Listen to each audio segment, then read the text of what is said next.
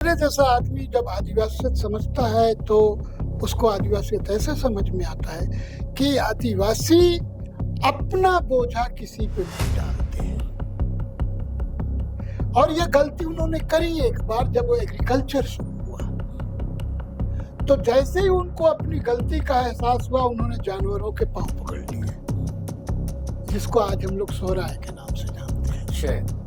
अभी का जो शोर कुल दिखाई देता है उसमें मेरे जैसा आदमी सोचता है कि ये कौन लोग हैं जो मांग रहे हैं। क्या वही लोग हैं जिनको चाहिए, या कोई और लोग हैं जिनको इस बहाने कुछ अपने धरती आबा का शहादत दिवस है ना, उनको मारा गया। हम लोग ये जानते हैं, सरकारी रिपोर्ट को हम खारिज करते हैं, किया जा सकता है, बाकी लोग क्यों नहीं मरे। इसका मतलब पूरा संसार और ईसाई एक, क्योंकि जयपाल सिंह मुंडा ने इस मुद्दे पे बहुत चेता दिया था।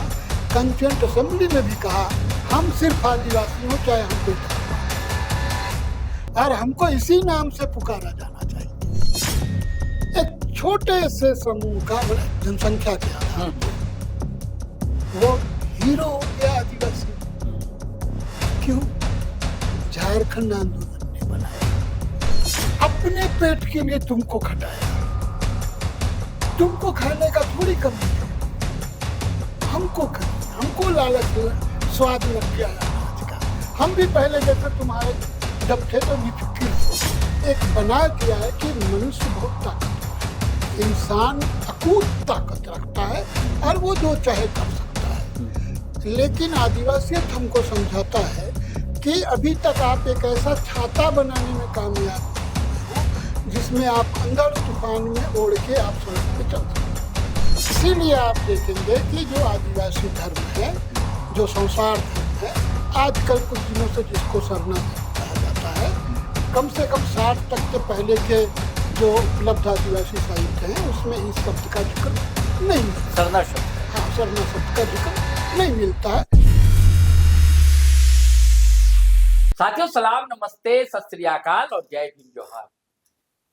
आदिवासी समाज में एक उबाल है दोस्तों, और आप फ्रेम में देख रहे एक बड़ी शख्सियत अश्वनी कुमार पंकज जी।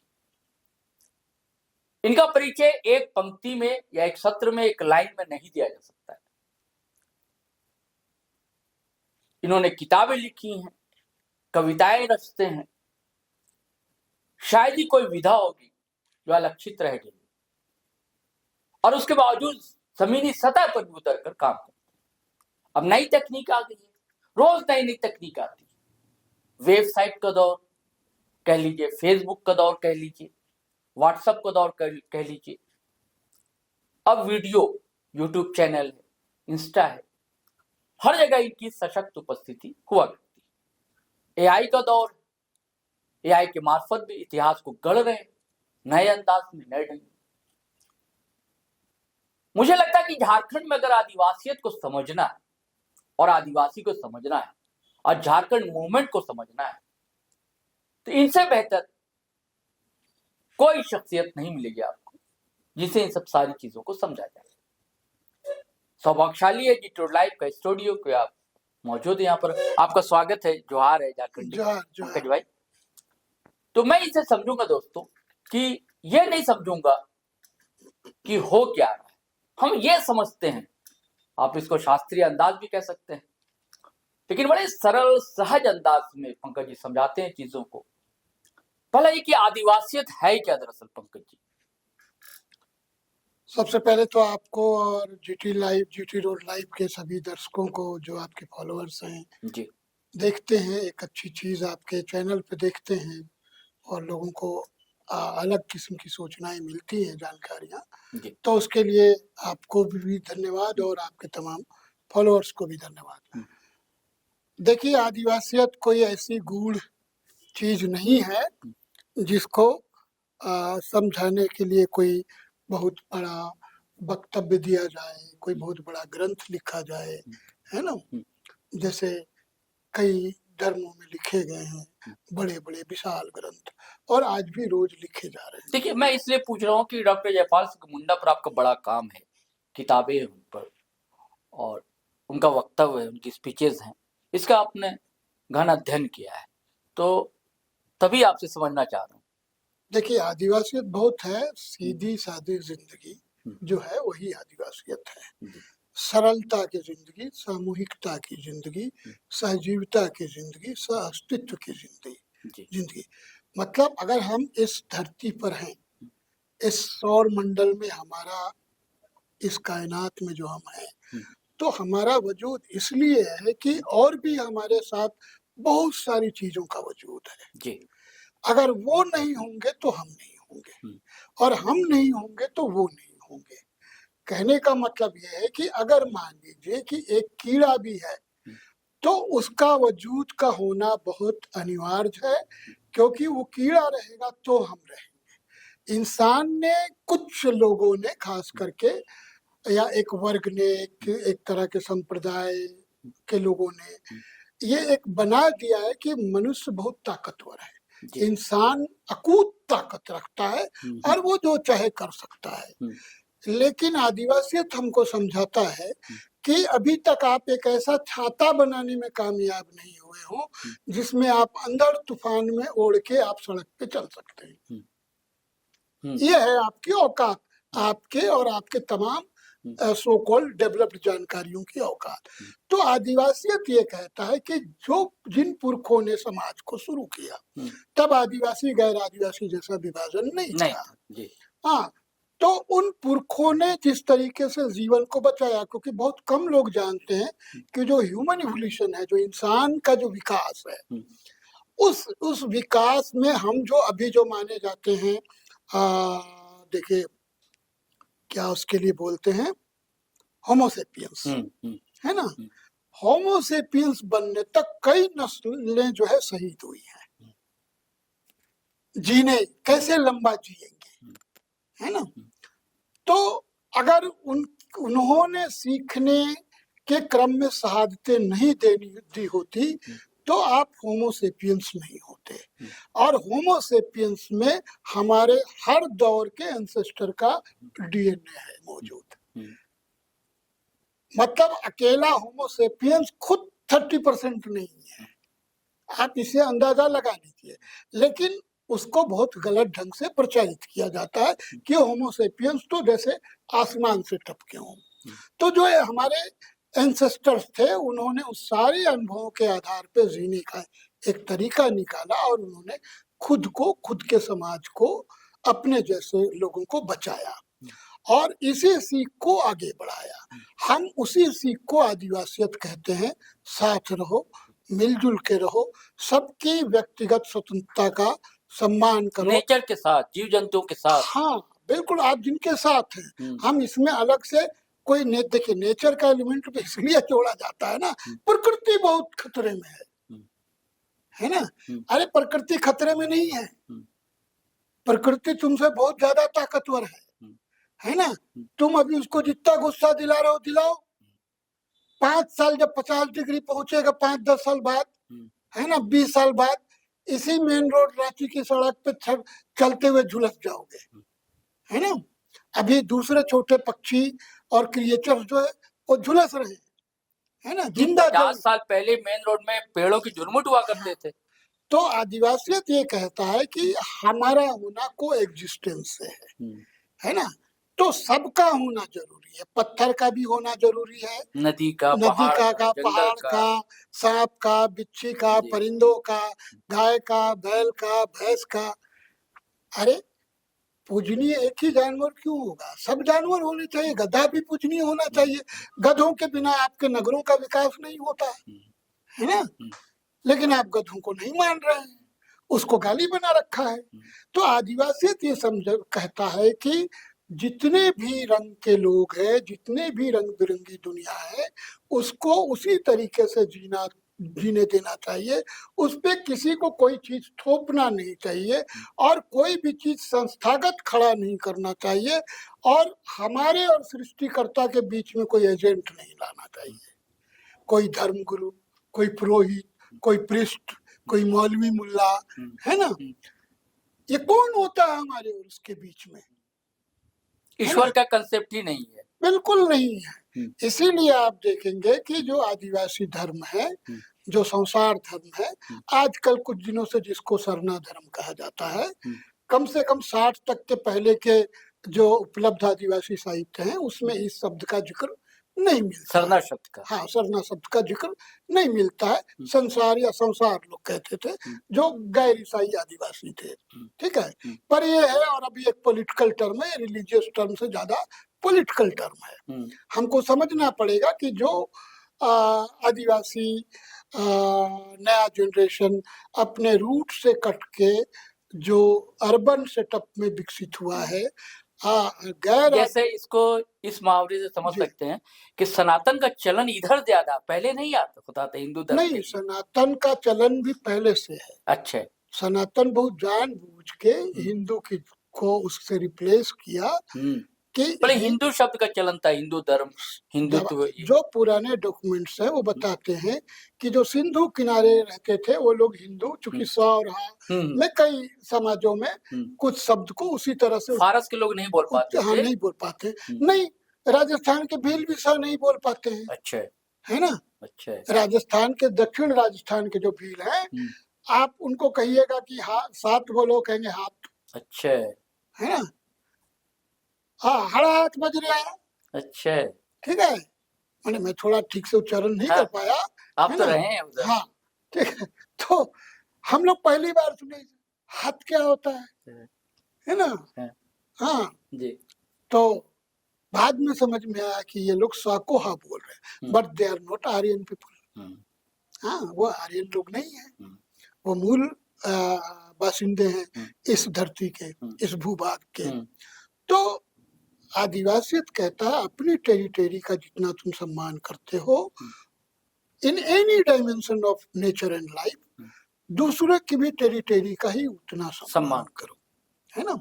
तो आदिवासियत इसीलिए कहते हैं सहजीवता, सहअस्तित्व, सामूहिकता वगैरह।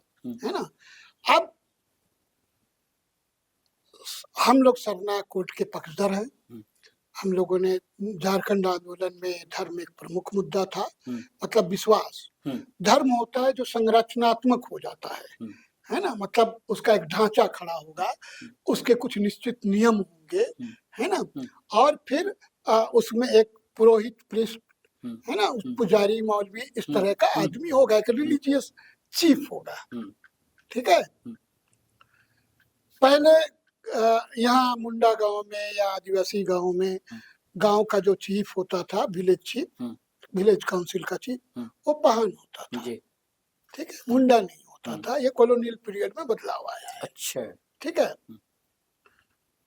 तो अब हो गया क्या, मुंडा अलग, पाहन अलग। अच्छा। और इस तरीके से पाहन को ये किया गया, उसको एक रिलीजियस पेरिफेरी में, एक घेरे में उसको बांधा गया।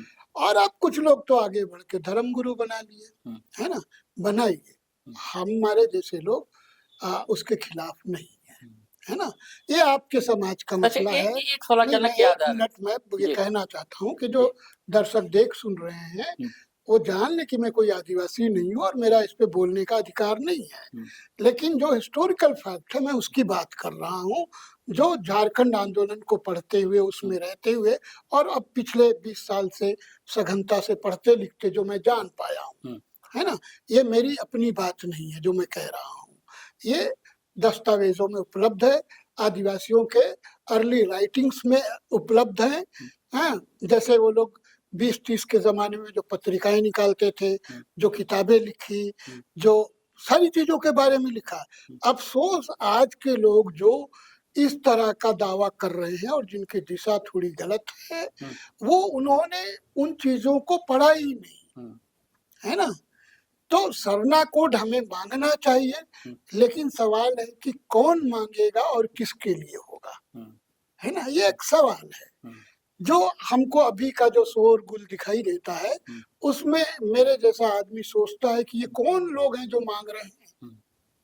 क्या वही लोग हैं जिनको चाहिए, या कोई और लोग हैं जिनको इस बहाने कुछ अपने लिए चाहिए, है ना। क्या राजनीति है इसमें। हाँ, एक पॉलिटिक्स है। देखिए, लोगों को ये समझना चाहिए कि जोहार शब्द हम्म, जोहार शब्द भारत के सारे आदिवासी बोलते थे। कम से कम साउथ को का जानकारी नहीं है मुझे, पर भील जोहार कहते थे, छत्तीसगढ़ी। छत्तीसगढ़ हाँ। जोहार कहते थे, ठीक है ना। महाराष्ट्र के लोग बोलते थे जोहार, आदिवासी, है ना। लेकिन उन लोगों ने जोहार को खो दिया। अब जो पूरा गोंडवाना लैंड में है वो सेवा जोहार हो गया, ठीक है। सही कह। आदिवासी किसी का सेवादार नहीं रहा। मैंने कुछ बुद्धिजीवियों से पूछा, गोंड बुद्धिजीवियों से, आदिवासी जो दर्शन है वो तो आदिवासियत है, वो कहता है कि कोई किसी की सेवा के लिए पैदा नहीं हुआ है ना। इसलिए मैं एक चीज आपको बताता हूँ कि देखिए, आदिवासी लोग, डाल्टन ने, शायद डाल्टन ने लिखा है, जब वो यहाँ आया तो उसने रामगढ़ हजारी रोड पे एक छोटी सी बैलगाड़ी देखी, है ना, और उसने लिखा है कि वो इतने टन वजन ढो सकती थी, ठीक है। फिर वो जब मैंने पढ़ा 10-15 साल पहले, तो फिर मैंने कई जो मेरे साथी रहे आंदोलन के, विभिन्न गांव के, सारंडा से लेके पलामू अंचल तक के, मैंने कुछ लोगों को रैंडमली फोन किया और पूछा कि क्या, आदिवासी को पूछा कि क्या आप अपने बाप दादों से पूछ के बताइए कि उनके गांव में कोई बैलगाड़ी थी क्या। सभी जगह से उत्तर आया नहीं, ठीक है। अब आप देखिएगा, मैं 2 एग्जाम्पल दे रहा हूँ, मैंने एक एग्जाम्पल और दे रहा हूँ जिसमें 2 शख्सियत है, मैं नाम नहीं लूंगा। एक का नाम ले सकता हूँ क्योंकि मुझे उस पर प्राउड है ना। प्यारा क्रिकेटा जब कॉलेज हजारीबाग में खुला गया था, है ना, डबलिन यूनिवर्सिटी के ये से, मिशन के ये से, तो जब पढ़ने के लिए जाते थे तो वो सोचिए उनका गांव बोलबा नदी के, शंख नदी के उस पार है, छत्तीसगढ़ में नहीं, यहाँ झारखंड में, उड़ीसा बॉर्डर। अच्छा, उड़ीसा बॉर्डर, ठीक है। वो जगह कम से कम अभी रांची आने का कम से कम 200-225 किलोमीटर होगा रांची तक। तो वो वहां से पैदल चलते थे और बहंगा में एक तरफ 2-4 महीने खाने का चावल, एक तरफ कपड़ा लत्ता, टीन का बस्तर, और बहंगी पे लेके पैदल चलते थे वहां से। कोई रास्ता नहीं था, याद रखिएगा, जंगली पहाड़ी रास्ते। वो आके पहुंचते थे, जब रेल बन गया था, चलने लगा था, तो वो पहुंचते थे लोहरदगा नहीं, लोहरदगा तो बहुत बाद में हुआ। अरे रांची रोड, अच्छा, रांची रोड तक आते थे वहां से, है ना, या फिर मूरी जो था, शायद मूरी, हाँ ठीक है, हमको थोड़ा टाइम का, तो वो मूरी तक पैदल आते थे, फिर मूरी से पकड़ के रांची रोड जाते। हाँ, मूरी से रांची रोड जाते थे, फिर रांची रोड से उतर के पैदल जाते थे, ठीक है। एक दूसरे सज्जन है जो रांची के सराउंडिंग में, और वो भी झारखंड के बड़े बुद्धिजीवी रहे हैं, रांची के सराउंडिंग में, मतलब मुश्किल से 20-25 किलोमीटर पे उनका घर था, है ना। वो पढ़ते थे जिला स्कूल में। उन्होंने मुझे बताया कि जब वो गांव से चलते थे तो 2 बनियार उनके साथ होते थे, सामान लेकर, गधे और घोड़े पे सामान होते थे, और वो इस तरीके से सुबह का कलेवा खा के, मैंने खाना खा के निकलते थे, और करीब शाम 4 बजे तक पहुंचते थे रांची जिला स्कूल। मुश्किल से 20 किलोमीटर है, पर प्राकृतिक सीन वही था, उबड़ खाबड़ पहाड़, जंगली पशु, जंगल, नदी, है ना। अब सोचिए, अभी उस जगह पे आप रांची से हार्डली 10 मिनट में पहुंच जाएंगे, 15 मिनट में। अब चूंकि आपके पास गोल्डन सड़कें है ना। अब मेरे जैसा आदमी जब आदिवासियत समझता है तो उसको आदिवासियत ऐसे समझ में आता है कि आदिवासी अपना बोझा किसी पे नहीं डालते हैं, और ये गलती उन्होंने करी एक बार जब वो एग्रीकल्चर शुरू हुआ। तो जैसे ही उनको अपनी गलती का एहसास हुआ, उन्होंने जानवरों के पांव पकड़ लिए, जिसको आज हम लोग सोहराय के नाम से जानते हैं। सो रहा, गलती हो गई बुच्चू, अपने पेट के लिए तुमको खटाया, तुमको खाने का थोड़ी कमी है, हमको कमी, हमको लालच स्वाद लग गया है अनाज का, हम भी पहले जैसे तुम्हारे जब थे तो निफिक्र थे। उसका पश्चाताप आज तक उनकी पीढ़ियां करती हैं। सोहराय मनाया जाता है। हाँ, उसको पहला अन्न भेंट किया जाता है ना। उसके बाद जिंदगी में आप देखोगे आमतौर पे, नहीं, अपने एक मिनट जस्ट इसको मैं वाइंड अप कर रहा हूँ, इसी से जुड़ा है को, हाँ, कि आप कभी नहीं देखते होगे आज से 20 साल पहले तक में कि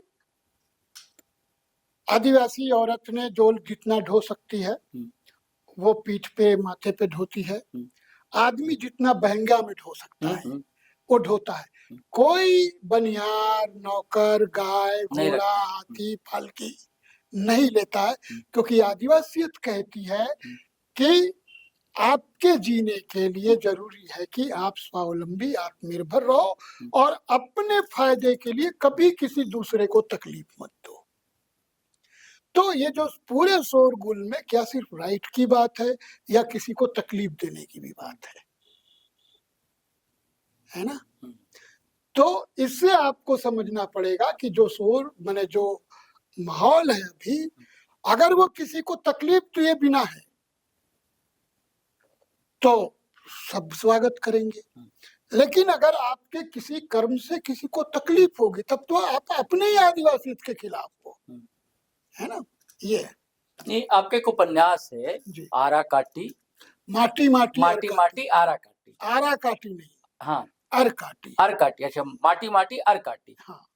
जो यहाँ से झारखंड से आदिवासी जाते हैं, मालदीव जाते हैं ना, मॉरिशस जाते हैं, तो उनके बीच क्या आदिवासियत थी या उनका कोई और धर्म था, क्या था उन लोगों के साथ? देखो उस जमाने में सब लफड़ा नहीं था। अच्छा, है ना।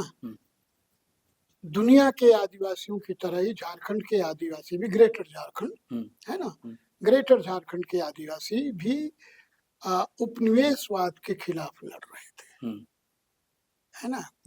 कॉलोनी बनाए जाने के खिलाफ उनकी मुख्य लड़ाई ये थी। उनकी मुख्य लड़ाई ये नहीं थी जो अमित शाह ने अभी सांस्कृतिक समागम में कहा, है ना।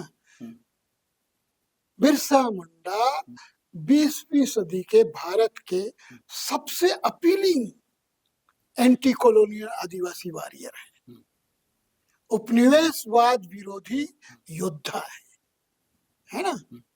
और ये आकर्षण इसलिए, ऐसा नहीं है, पूरे भारत के आदिवासी समाज में बहुत सारे वॉरियर्स हुए, मार्टर्स हुए, शहीद हुए, है ना, पर बिरसा मुंडा ही क्यों सबसे आगे दिखाई देते हैं, ये आपको समझना पड़ेगा।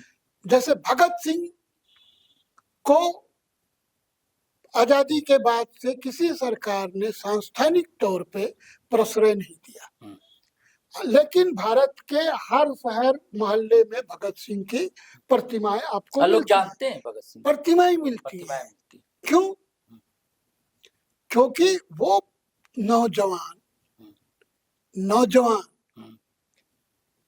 ने जो सेक्रीफाइस किया और सोच समझ के किया, है ना, बकायदा ऐलान करके किया, आप उसकी मिसाल दूसरा नहीं पा सकते।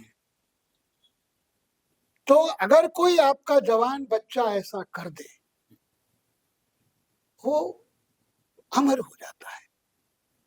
दोनों तो बिरसा मुंडा ने, हाँ, बिरसा मुंडा भी उसी एज में थे और वो भगत सिंह के पहले थे, है ना। और भारत के बड़े आदिवासी समूहों के अपेक्षा मुंडा समाज से थे, जिसकी संख्या बहुत कम थी, गोंड की तुलना में, ओरांव की तुलना में, संतालों की तुलना में, है ना। बस हसादा क्षेत्र माने खूंटी का इलाका, खूंटी से थोड़ा सारंडा तक चला जाएगा मामला, बंदगांव से आगे तक, है ना। एक छोटे से समूह का माने जनसंख्या के आधार पे वो हीरो हो गया आदिवासी। क्यों? झारखंड आंदोलन ने बनाया। लोग नहीं जानते 1939 की जनवरी में जो 19-20-21 को आदिवासी महासभा का पहला सम्मेलन हुआ था, ये कंट्रीब्यूशन है जयपाल सिंह मुंडा का, जिन्होंने पहली बार उसमें प्ले कार्ड बनवाए, फेस्टून बनवाए बिरसा मुंडा के। अच्छा। इवन गंजी पहनते थे ना लोग पहले, है ना, रूरल तो गंजी पहन लिया बहुत है ना, गंजी धोती और है ना, ठीक है। गंजी पे बिरसा की फोटो, अच्छा, हाँ, और साड़ी पे बिरसा की फोटो। इस पे एक विवाद भी हुआ 1920 के आसपास, 1939 में। हाँ, 19-20-21 जनवरी को रांची में सबसे पहली बड़ी सभा हुई थी, आदिवासी महासभा। उसमें उसके बाद जब कुमार सुरेश सिंह प्रोबेशन पे पहली बार एसडीओ बनाए गए खूंटी के, और उनको इच्छा हुई तो जयपाल सिंह ने कहा कि इधर उधर क्या भटक रहे हो, मैंने पूछ रहे थे ना, देख रहे थे मुंडा बिरसाइतों को देख रहे थे, सब वो सब, है ना, तो ये लोग क्या करते हैं, कौन था बिरसा। तो जयपाल सिंह ने उनको समझाया, बिरसा मुंडा पे रिसर्च करो। देन कुमार सुरेश सिंह पहले आदमी हैं जिन्होंने भारत में सबाल्टर्न राइटिंग की शुरुआत की, अपने उस बिरसा मुंडा पे जो उनके ऑक्सफोर्ड से शोध है ना। तो आप देखोगे, और बिरसा मुंडा कल की तो बात है, इतिहास में 50-100 साल कुछ नहीं होता है ना, कल की तो बात है। ये खड़े हैं बिरसा, है ना, बाकी दूसरे लोग बहुत दूर दिखाई देते हैं, जो 19वीं सेंचुरी में हुए, 18वीं सेंचुरी में जो हुए, ये तो कल का हमारा परिवार था, है ना। तो इन सब चीजों ने, और उसका जो हीरोइक मामला था, और जो जिसको कहते हैं ना दूसरी भाषा में चमत्कारी, अलौकिक, है ना, गजब, है ना, और तो मेरा स्टाइल है ना, गजब। तो उसने उनको इस तरीके से हीरो बनाया, और पब्लिक ने उनको हाथों हाथ लिया, ठीक है, चाहे कोई भी हो। अब कुछ लोग उसको भगवान बना रहे हैं, पर भगवान वो आदमी कभी बन ही नहीं सकता है। भगत सिंह की तरह उसने नहीं लिखा मैं आस्तिक क्यों हूँ या नास्तिक क्यों हूँ। यानी कि जयपाल सिंह मुंडा और कुमार सुरेश सिंह से पहले आज बिरसा के बारे में लोगों को कम जानकारी थी। नहीं, लोग तो जानते थे, पूरा इलाके के लोग जानते थे, पूरा नोटो इलाका। अच्छा, पूरे झारखंड के लोग। अरे कलकत्ता के अखबारों में खबरें छप रही थी, आंखों देखा हाल रिपोर्टिंग हो रही थी यहाँ से। अच्छा, है, पूरा घेरेबंदी था रांची में, अतिरिक्त रांची में बुलाई गई थी कि बिरसा हमला करने वाला है। अच्छा, है ना, बहुत बड़ा पैनिक था।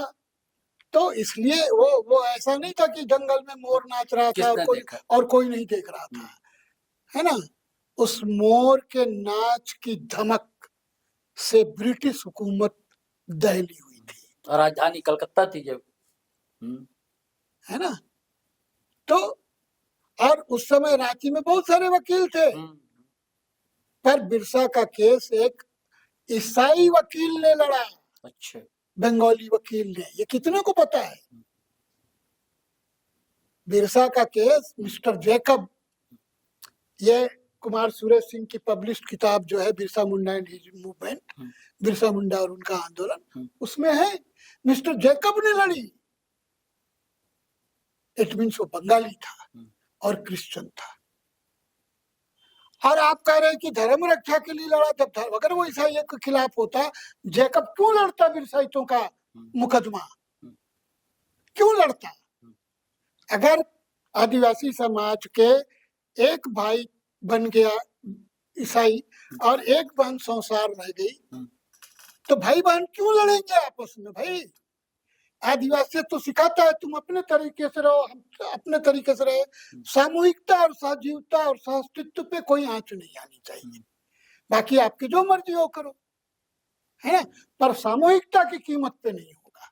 यानी कि आपका कहना है कि पहले ऐसी भावना थी सहअस्तित्व वाली, काफी हद तक थी, अभी तक है, अभी तक भी है, लेकिन अभी कहीं ना कहीं राजनीति आ गई है जो बांट रही है। भाई शहरों में जो लोग दिखाई दे रहे हैं, क्या ये पूरे झारखंड के रूरल ट्राइबल इलाके का लीडर है? ये सवाल आप पूछिए ना। ये भी सही सवाल है आपका। सारंडा से लेके पलामू तक और पलामू से लेके दुमका साहेबगंज तक या दिनाजपुर बांग्लादेश बॉर्डर तक, क्या सब उनको जानते हैं? यानी आपका कहना है गांव में भी बचा हुआ है? बिल्कुल बचा हुआ है, शहर में भी बचा हुआ है। जो देखिए, आदिवासियत कोई थ्योरी नहीं है, आदिवासियत वे ऑफ लाइफ है ना। अगर आप समझते हैं कि, जैसे मैं आपको एग्जांपल देता हूँ, आदिवासी, जैसे मैं आपको बोलता हूँ कि आदिवासी लड़कियों का मैं उदाहरण देता हूँ। आप देखोगे कि जो ऑटो चलते हैं, आदिवासी लड़कियां आगे पीछे कहीं बैठ जाएंगी, है ना? कौन है? ठीक है जी। आदिवासी लड़कियां किसी भी सीट पे बैठ जाएंगी और वो नहीं कहेंगे कि आदमी है तो उधर जाओ, है ना? ये तो है, क्योंकि वो अपने को इंसान मानती है ना। आदिवासी समाज ने, आदिवासियत ने, उनके फिलॉसफी ने उनको, वो कोई पढ़ के नहीं सीखी है ना। वो जानती है कि he is also human, I am also human, मैं भी इंसान हूँ, वो भी इंसान है। नहीं, लेकिन कुछ संगठन तो वर्षों से, 100 साल से काम कर रहे हैं गांव-गांव में, तो असर तो पड़ा होगा ना, जब तो लोग दिल्ली लाखों की संख्या में पहुंच जाते हैं। देखिए, ये अब पहुंच जाते हैं। अभी की बात कर रहा आपको मैं बता रहा हूँ कि जब 1940 के आसपास, है ना, एग्जैक्ट नहीं है पर 40 का दशक है, पहली बार सरना ईसाई को लड़ाने की कोशिश उस समय की हिंदुत्ववादी शक्तियों ने किया, क्योंकि वो झारखंड आंदोलन को और आदिवासियों को किसी और तरह से तोड़ने की उनकी सारी कोशिशें बेकार हो चुकी थी। तब उन्होंने लास्टली ये धर्म का कम्युनल एजेंडा खेला, ठीक है।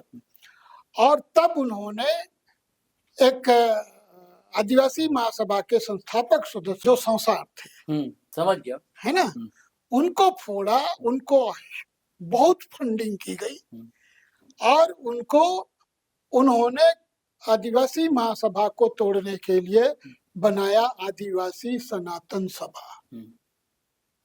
समझ रहे हैं? आदिवासी सनातन सभा के बैनर तले वो सारंडा से लेके, खूंटी से लेके दुमका तक घूमे और संगठन का नेटवर्क खड़ा करने की कोशिश की, पुरानी पहचान के आधार पे जो आदिवासी महासभा कर रहे थे, है ना। कोई एक बंदा भी उनके साथ नहीं गया पूरे झारखंड से, है ना।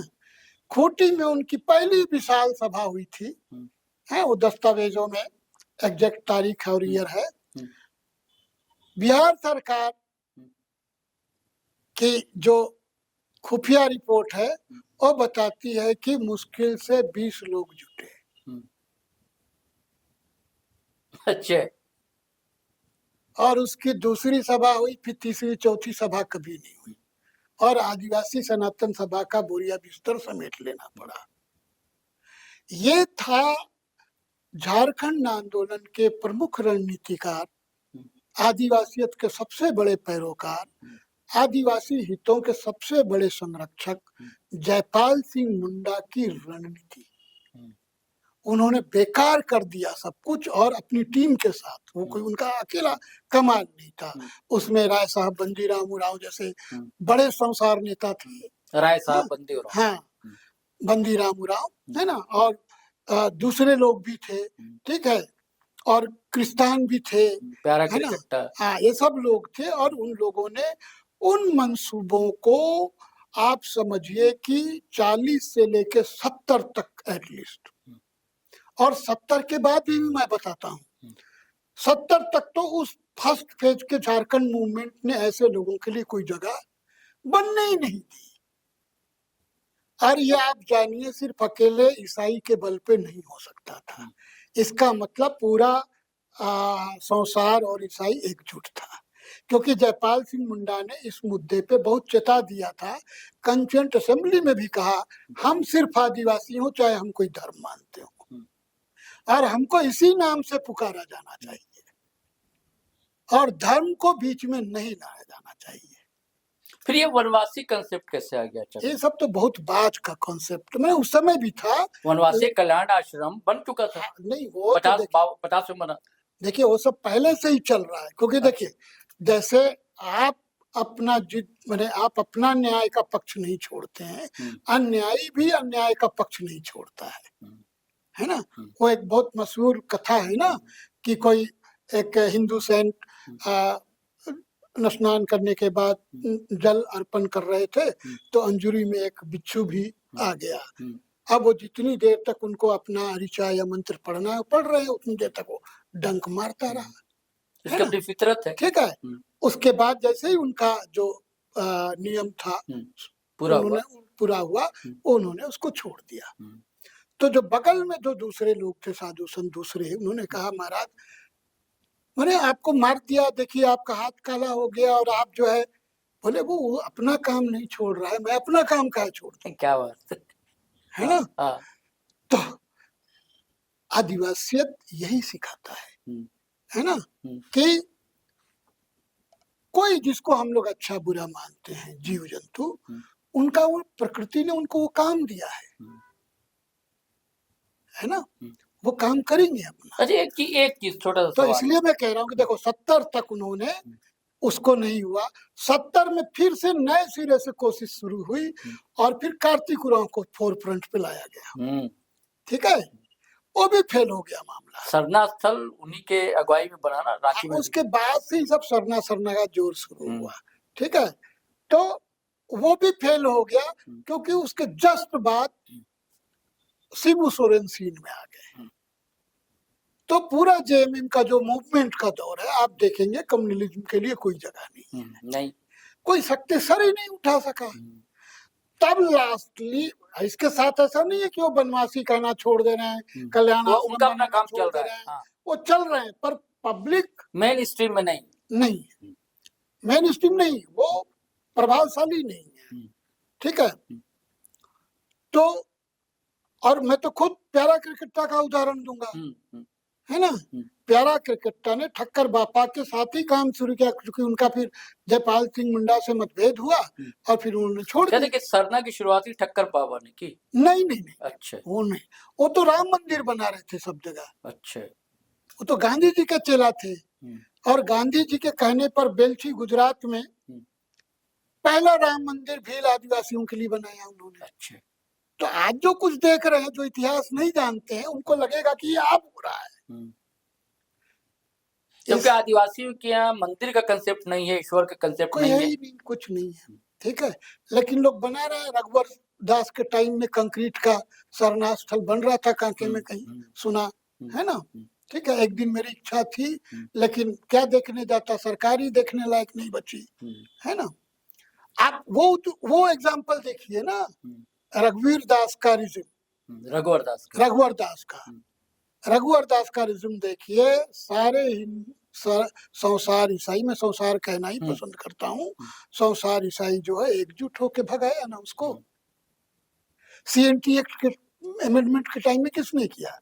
लैंड का मामला, तो बहुत सरना स्थल भी लैंड बैंक में चले गए। हाँ, जाहिर थान चले गए। कौन लड़ा उसके लिए? सब मिलजुल के लड़ा, दोनों मिल के लड़े, और जब दोनों मिल के लड़े वो सफल हुए। तो जब तक दोनों मिलके सांप्रदायिकता का मुकाबला किए, ये नया डिजिटल मूवमेंट सामने नहीं आया, है ना। ये डिजिटल मूवमेंट है अभी जो चल रहा है। ये अभी जून का महीना है जी, इसके ऐतिहासिकता क्या है, क्या अहमियत है? देखिए, पूरी दुनिया की तरह झारखंड के आदिवासियों के लिए भी जून का महीना बहुत ही महत्व का महीना है। इसमें 2 ऐसे शख्सियत है जिन्होंने जून के महीने में जन्म लिया जी। एक है प्यारा क्रिकेटा और दूसरी है सुशीला सामंत, है ना। सामंत है, पर वो सामंत टाइटल लिखते हैं, सुशीला सामंत जो लेखिका भी थी,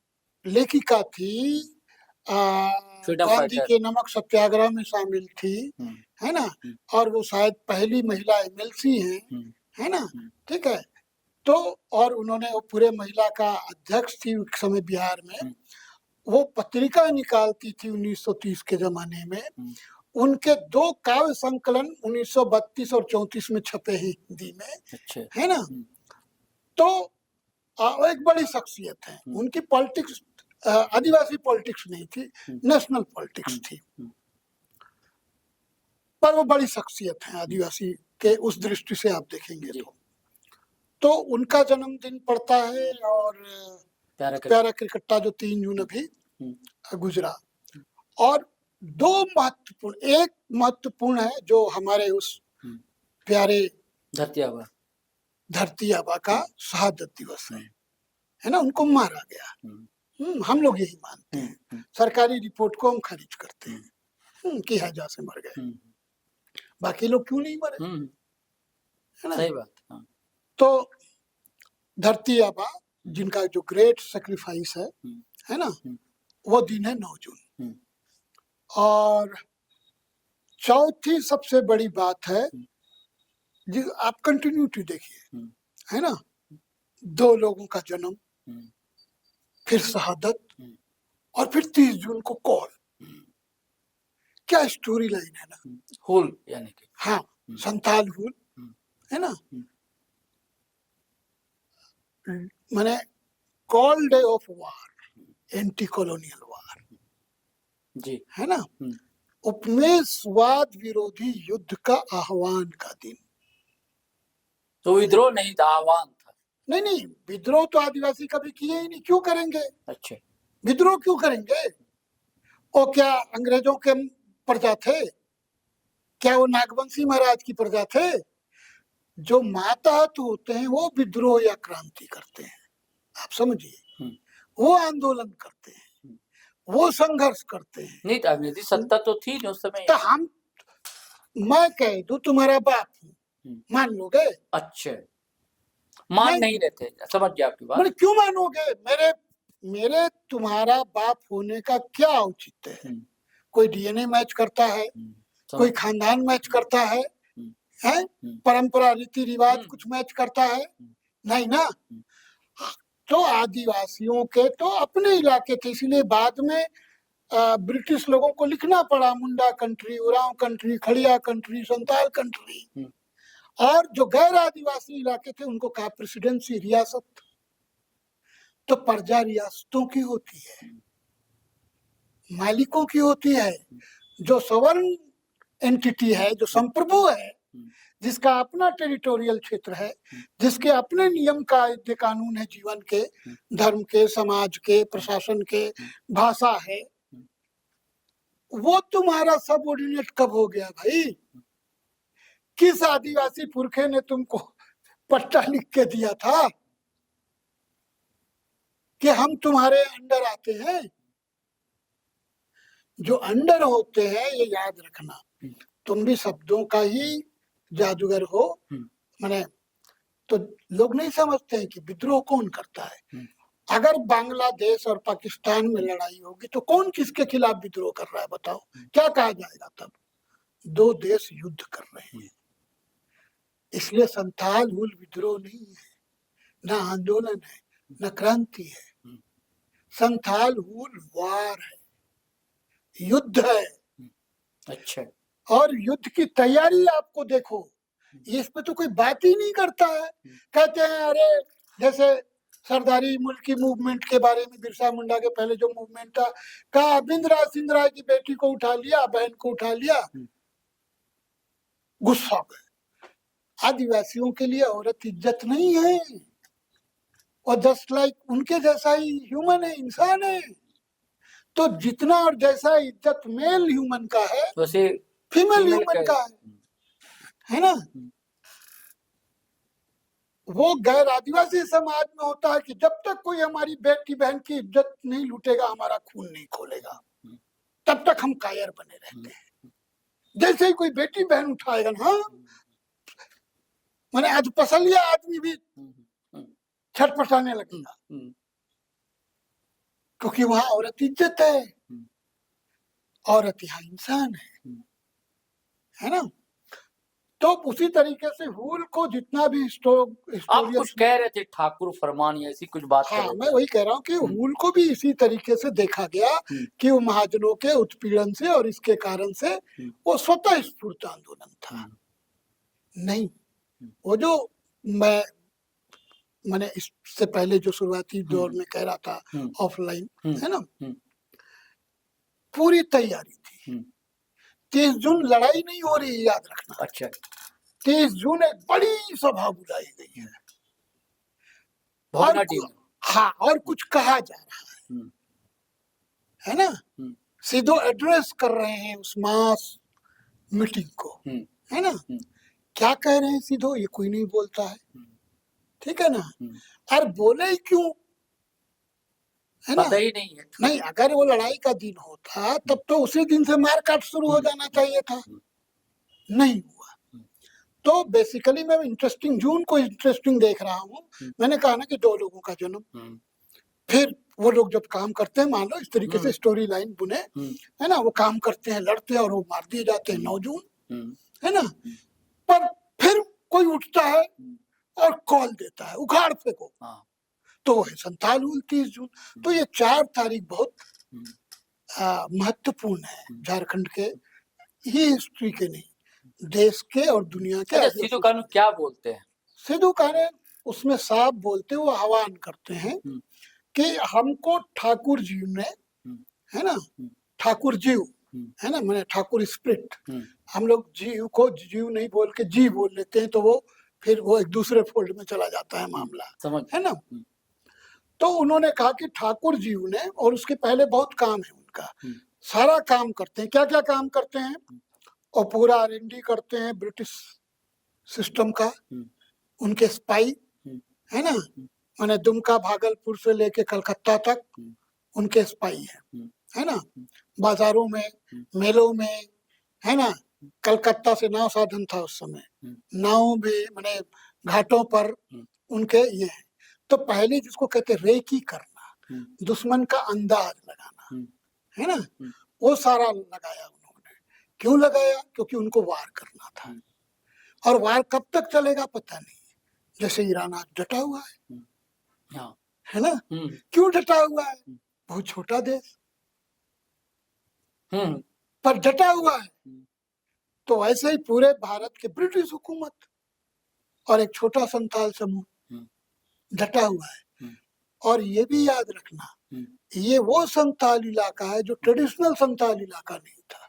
अच्छा, वहां संथाल अंग्रेजों द्वारा ले जाके बसाए गए थे, लगातार के अकाल से निपटने के लिए, अधिक से अधिक धान की खेती के लिए। तो ये बंगाल की तरफ थे?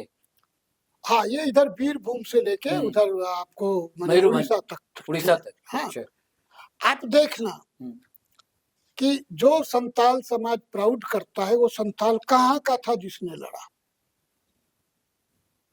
बीरभूम से उधर तक के संथाल कहाँ गए, वो हमको बोलने की जरूरत नहीं है ना, क्योंकि वो लड़े ही नहीं। वो समझे ही नहीं कि संथाल सॉवरेनिटी क्या है, संथाल होने का मतलब क्या है ना। बड़ा पद मिलेगा झाड़ू लगाने पे तो ओके, झाड़ू लगा रहे हैं, है ना। तो पर जिनको झाड़ू नहीं लगाना था, उन्होंने हुल किया, है ना। तो उन्होंने अब हुल किया, तो हुल को करने के लिए ताकत चाहिए थी, इंफॉर्मेशन चाहिए थे, नेटवर्क चाहिए था, कम्युनिकेशन चाहिए था। आप क्या सोचते हैं 30 जून में, वो 30 जून को भोगनाडी में हजारों लोग साल का पत्ता बांट दिए तो लोग आ गए। What is the mode of communication? जो सही बात, जब फोन था ना, तार था ना, व्हाट्सएप, तो ये तो दूर की बात है, व्हाट्सएप मोबाइल, है ना। और शुरुआत में कितने लोग रहे होंगे जिन्होंने सिद्धू के हुल के आइडिया को सहमति दी होगी। पूरा परिवार भी मिला लेगा, वो मिला लेंगे उनका, तो कितने होंगे, 20-50 लोग होंगे। 50 लोग क्या पूरे संथाल परगना इलाके में घूम सकते हैं? और अगर घूम घूम के खबर करेंगे एक एक गांव को, खाली जाके इनविटेशन नहीं देना है ना, समझाना है कि सरोज बाबू हम लोग ऐसा सोच रहे हैं, आप क्या कहते हो, तुम माझी हो, परगनेत हो, है ना, हड़ाम हो गांव का, है ना, तुम्हारा क्या विचार है। हड़ाम सुनते ही कोई कोई भड़क जाता होगा, मरवाएगा तुम सबको, उन लोग के पास बंदूक है ना, उन लोग के पास घोड़ा है, देखो हम लोग रोक सके उनको रेल पटरी बिछाने में, नहीं रोक पाए ना, कैसे रोक लेगा, सीधो पगला गया है, ऐसा बोले होंगे जैसा बिरसा के बारे में बोला, दूसरे ट्राइबल लीडर्स के बारे में उस समय उनके ही लोगों ने कहा है, खुद रघुनाथ मुर्मू को कहा है ना। तो जिस पर कभी चर्चा करूंगा, रघुनाथ हाँ, मुर्मू है कि महतो है, क्या है? नहीं नहीं, वो तो तुम दूसरे रघुनाथ अच्छा, वो का बात दूसरे, करो, ये अच्छा, जो ओल चिकी के ओल चिकी, अच्छा, ओल है ना, चिकी, और जिनको अब हाँ, उनको समझ ओल चिकी संस्था। हाँ, तो ऐसा करके उन्होंने रेकी की, तैयारी किया, सब कुछ, हर क्लान, हर गोत्र के लोगों को जोड़ा, है ना, ठीक है, सबको जोड़ने के बाद जब लोग सहमत हुए, है ना, तो उन्होंने वो 30 तारीख की तारीख तय की, मैंने अपने हिसाब से, अंग्रेजी 30 तारीख नहीं, वो चांद के हिसाब से जो तारीख होती है ना, वो दिन तय किया कि लोग वहां जुटेंगे भोगनाडीह में, और उस दिन आपको एक मैसेज देंगे, मैंने अब सहमत है तो आइए। तो लोग आए और उन्होंने स्पीच दिया और लोगों को कन्विंस किया और कहा नाउ अब आज से ये आह्वान है, भिड़ जाओ। राज सुबा ठाकुर का है, मतलब सुबा ठाकुर कौन, सिद्धो, और उन्होंने कहा कि हम नहीं लड़ रहे हैं, ठाकुर खुद लड़ रहे हैं। अच्छा, है ना, यानी कि कल्पना तो ईश्वर की आ ही जाती है ना। देखो ईश्वर नहीं, अब ठाकुर किसे कह रहे हैं? वो एक श्रद्धा है, आस्था है, उसको कह रहे हैं, है ना। हम सिंहबोंगा किसको कहते हैं, कहने के लिए सूरज है ना, लेकिन बहुत सारे बोंगा का तो किसी चीज पे सबको नाम जोड़ दिया, इक्किर बोंगा मतलब पानी का, है ना, बुरु बोंगा पहाड़ का, ठीक है, तो हम यानी कि बोंगा एक आस्था है ना, एक बोंगा आस्था नहीं, आस्था में एक बिलीफ सिस्टम है। तो वही तो ईश्वर क्या बिलीव नहीं, जब हम ईश्वर कहते हैं तो वो संरचना है, उसका एक ठोस स्वरूप है और उसके ठोस नियम है। तुम समझो, जैसे सरहुल सबसे बड़ा त्योहार है, सरहुल क्या सिर्फ पहन तय करता है? आप देखना, गांव वालों के साथ मीटिंग करता है और फिर विचार करके सबकी सहमति से, मतलब विलेज काउंसिल की सहमति से या विलेज की सहमति से वो एक दिन निश्चित करता है। अब हम तो कह देंगे भाई देखिए, हम तो, हमारा तो मीडिया है, हम तो फलाना दिन नहीं आ सकते हैं, तो आप ऐसा करो, एक VIP सरहुल करो। अच्छा, ऐसा हुआ है क्या कभी? नहीं ना, क्योंकि वो सामूहिक तय हो रहा है, ओनली पहन नहीं कर रहा है, समझ गए। संरचनात्मक धर्म जिसको हम कहते हैं, उसमें एक पृष्ठ होता है जो अपने को ईश्वर का एजेंट कहता है। यहाँ पहन होते, मैंने आपको बताया है ना कि सरहुल कौन तय करता है, आपसी सहमति से तय होता है, पहन उस पे मुहर लगाता है या उसको रिफाइन करता है। खैर वो उस कहानी पर तो देखिए, मेरा ये कहना है, इसलिए समझना बहुत जरूरी है कि धर्म और आदिवासी आस्था या बिलीफ सिस्टम को आप कैसे समझेंगे, इसलिए मैंने ये कहा, है ना। तो सरना हो कि कर्मा हो, और क्योंकि देखिए क्या होता है ना कि पहले लोग चांद के हिसाब से दिन बनाते थे, है ना, तो चांद के हिसाब से बनाते थे, तो सरहुल तो कोई एक गांव में होगा नहीं, सब गांव में होगा। अब सब लोग कह देंगे कि हम एक ही दिन करेंगे, तो बाकी गांव वाले कहेंगे यार मेरे को तो अपने नैहर जाना था, मेरे को तो अपने ससुराल के सरहुल में शामिल होना था, मुझे तो अपने दोस्त के सरहुल में शामिल होना था। तो इसलिए गांव वाले जो करते, न सिर्फ अपना गांव बल्कि आसपास के गांव और पहाड़ों से भी राय लेते हैं, ताकि किसी का डेट टकराए नहीं। अच्छा। और सब लोग सबके सरहुल में जाके आनंद ले सकें। अच्छा। ये आप समझिए, बड़ी अच्छी कहानी आप बताए कि एक 70 साल की बूढ़ी औरत जाती है, हाँ, तो भागलपुर, तो हुल के तुरंत बाद जब जनता ने मुहर लगा दी 30 जून को उस कॉल को, कि नाउ वी आर यूनाइट और हम लोग साथ हैं, है ना। अब तो ठाकुर राज के लिए मरेंगे या जिएंगे, है ना। क्योंकि सिद्धू ने समझाया तुम अपने लिए नहीं लड़ रहे हो और सिद्धू के लिए नहीं लड़ रहे हो, तुम ठाकुर के लिए लड़ रहे हो, माने सृष्टिकर्ता के लिए लड़ रहे हो, इस मदर अर्थ के लिए लड़ रहे हो, है ना। तो वो एक संदेश लिखा गया जो उस समय जो सरकारी ऑर्डर होते थे, या कह सकते हो जो शुरुआती गजट होते थे, गजट का जो शुरुआती रूप है ना, उसको कई नाम से जाना जाता है कॉलोनियल हिस्ट्री में। तो उसमें एक नाम है फरमान, है ना, जो ठाकुर का फरमान। हाँ, तो एक ठाकुर का रिटन फरमान 4 भाषाओं में, अच्छा, 4 स्क्रिप्ट में लिखा गया, और उसको लिखने वाला संताल व्यक्ति नहीं था, तो दलित था कोई, जिसको आज हम दलित कहते हैं। अच्छा, ठीक है। उसने लिखा, क्योंकि सिद्धू कानू और उस समय के 1855 की बात हो रही है।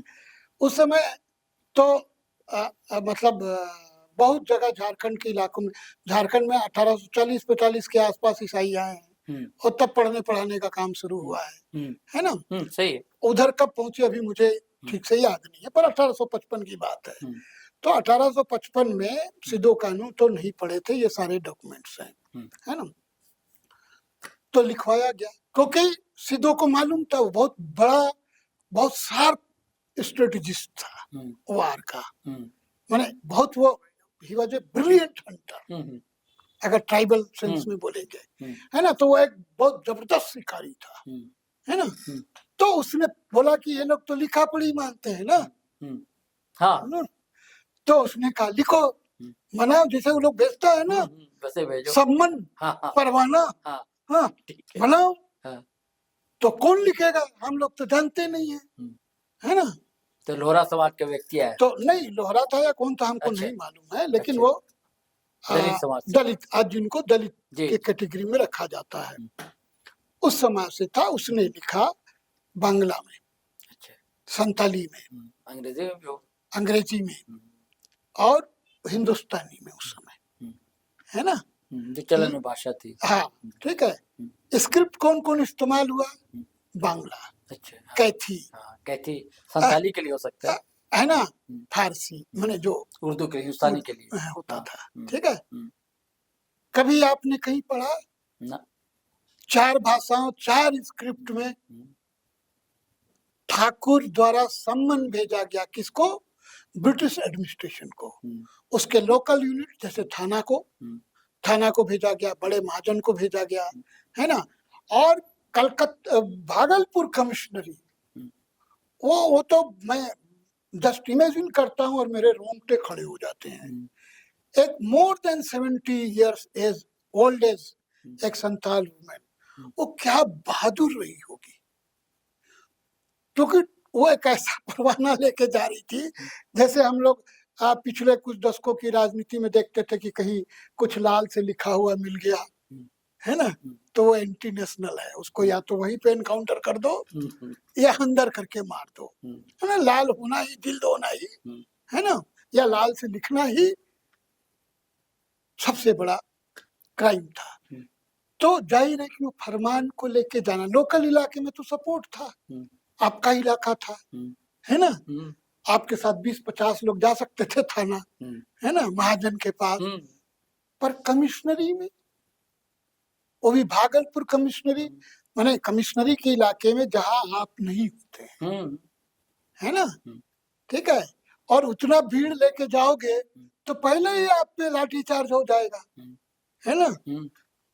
तो मैं सोचता हूँ उस महिला की, मैं नाम खोज रहा हूँ उस महिला की, अभी तक उसका नाम नहीं मिला, हाँ, पर ब्रिटिश डॉक्यूमेंट बताते हैं कि नियर अबाउट 70 years की ओल्ड एज रही होगी वो औरत, और वो संताल महिला थी, और वो परवाना लेके पहुंची, और किसी तरीके से जुगत लगा के कमिश्नर को उसने वो फरमान सौंपा, और पलक झपकते गायब हो गई, ठीक है। मैं आसानी से, पहले तो शायद मैं सोचता हूँ कि उसने नोटिस नहीं लिया होगा, कमिश्नर ने, हाँ आई है कोई बुढ़िया दुखी याचना पुकार लेके, है ना, आज के टाइम में जैसे नहीं होता है वृद्धा पेंशन ये वो फलाना मैया योजना टाइप के लिए हाँ। आई होगी, हाँ। है ना, तो दिया लिया और रख दिया। रख दिया, हाँ देखेंगे, ठीक। हाँ हाँ सब देखिएगा, ठीक। चल गए। हाँ। उसके बाद उसने सोचा कि अच्छा क्या है भाई, क्योंकि ये अचानक से ठनका उसके माथ में कि लिख के तो नहीं देते हैं कभी ये लोग, कभी रिटर्न कुछ चीज तो दिया नहीं।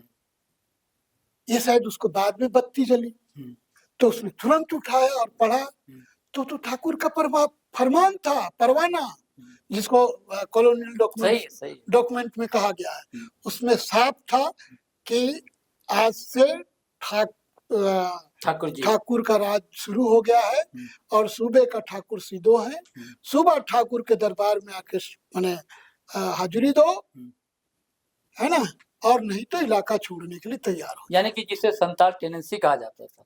नहीं, वो तो बाद में बना, बाद में बना। वो हुल के बाद बना है। अच्छा, है ना, हुल के बाद बहुत बड़े कानूनी परिवर्तन हुए ब्रिटिश इंडिया एक्ट में, है ना, उसका नतीजा है एसपीटी एक्ट, ठीक है, उसका नतीजा है दामिनको का फिर से सीमांकन, संथाल परगना क्षेत्र बनाना, है ना, ये सब हुल का देन है, ठीक है। तो आप सोचो उसी तरीके से मेरी आने वाली किताब में ये सब मिलेगा आपको, है ना, कई और स्पाई का जिक्र है जो घाटों पे थे, कोलकाता में थे, मार्केट प्लेस में थे। यही नहीं, आपको 2-3 चीजें बताता हूँ और इसको मैंने, ये किसके लिए स्पाईगिरी कर रहे थे? ये कर रहे थे हुल के लिए, हुल के लिए। अच्छा, है ना, दे आर वॉरियर्स ऑफ हुल, वो हुल के वो योद्धा थे और ठाकुर के कहने पे लड़ रहे थे, है ना। तो फिर 30 जून के बाद रिएक्शन क्या हुआ? 30 जून के बाद हुआ कि बहुत लोग तो सोचे कि बस आज से और अभी से शुरू कर दो, तो उसके नतीजे में वो केनाराम बेचाराम वाला कांड हो गया। अच्छा, वो योजना का हिस्सा नहीं था मेरे ख्याल से, वो स्पॉन्टेनियस हो गया कि लोग जा रहे थे, सुन के सब उत्तेजित थे, है ना, एक साथ उतना मांस देखा, है ना, तो कई 1056 इंच का सीना हो गया, है ना, तो कुछ कह दिया केनाराम बेचाराम ने, तो कहा साले को इसको अभी सजा दो, इसको पता नहीं है कि ठाकुर आज आ गया है। तो उस कारण से वो जो पहली घटना हो गई, और वो एक तरीके से